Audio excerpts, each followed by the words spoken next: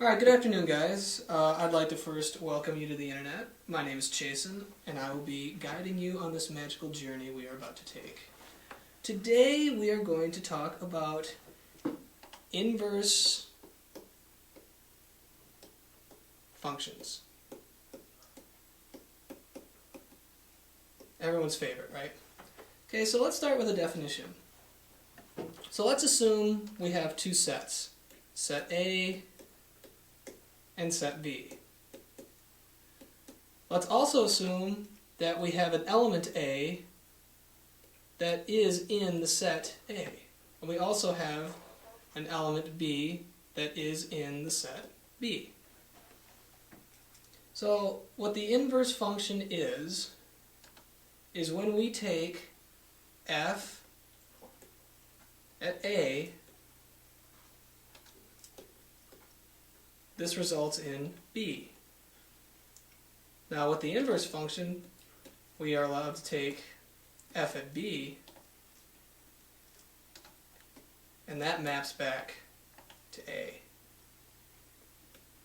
Alright. A couple of interesting properties about inverse functions. For one, an inverse function is said to have, or if an inverse function exists, f at x is said to have one-to-one correspondence.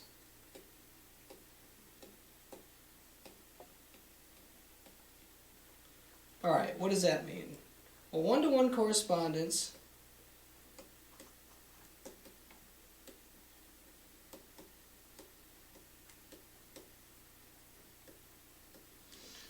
simply says that the function is both one-to-one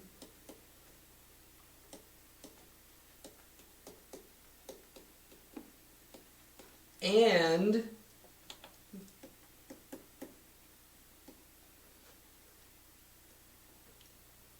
it's onto. There's two very important properties. Also, another thing to keep in mind about inverse functions is we denote the inverse, if we have f at x, we denote the inverse as f to the negative 1 of x. This does not equal 1 over f at x. Do not make that mistake. That is very important. F to the negative 1 of x simply means it's the inverse function of f at x. Also, in regards to inverse functions, we have these two properties: invertible and not invertible.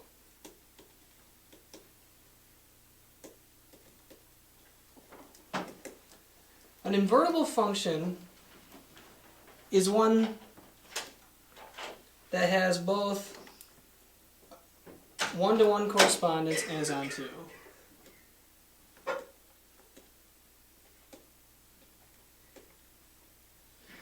If a function is not invertible, it's either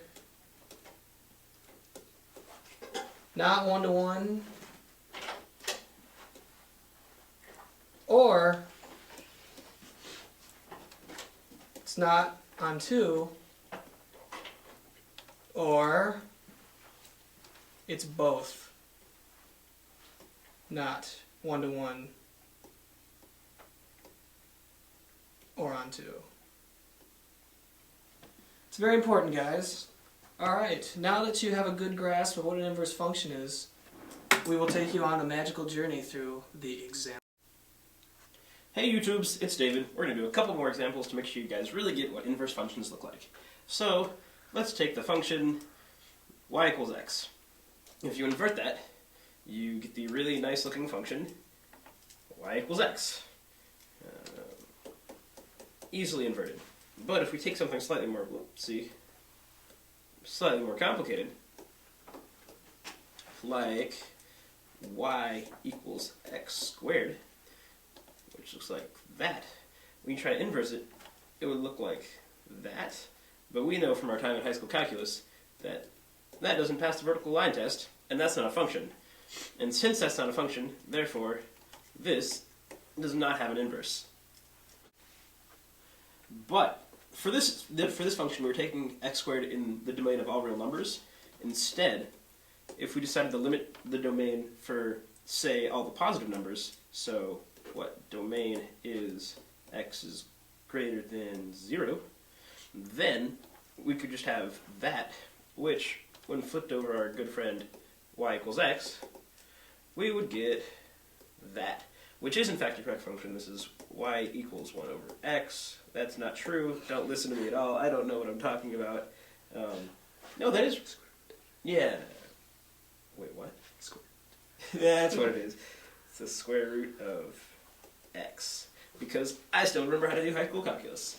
Now, moving past that, if we have something like our old buddy y equals x cubed, normally it looks like that, and then of course we toss it over that one, which is y equals x, because that's where all the functions are inverted, and we get one that looks something like that, which again is a function because it passed the vertical line test, and its original function over here had one-to-one correspondence, which you learned about earlier from Jason.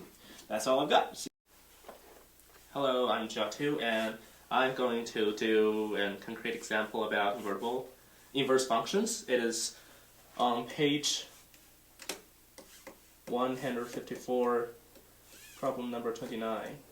The problem says, show that the function f(x) equals the absolute value of x from the set of real numbers to the set of non-negative numbers is not invertible. So it is not invertible, then it means that it is not a one-to-one correspondence, which also means that it is not one-to-one, or it is not on-to. So now we have to prove that it's not one-to-one. For example, we have two real numbers, x and y. If the absolute value of x equals the absolute value of y, then we have y equals plus or minus x, which means that for the same output, there may be two different inputs. We can also see this from the graph of the absolute value of x. If we draw a horizontal line on this graph, we see that for every y, there are two axes corresponds to it. So it's not a one-to-one function. But it is an on-to function, because we can see that there, for every non-negative real number y, there must be some x, that f(x) equals y.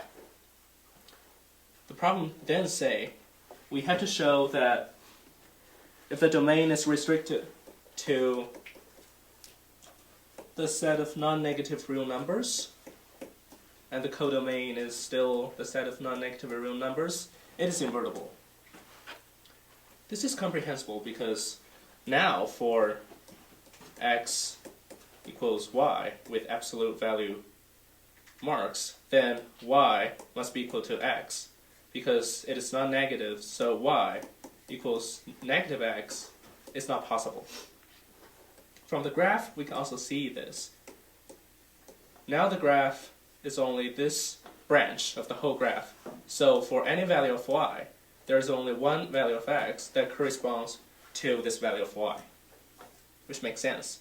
And it is still on-to because we see no matter what the non-negative real number y is, there must be an x such that f(x) equals y. Okay.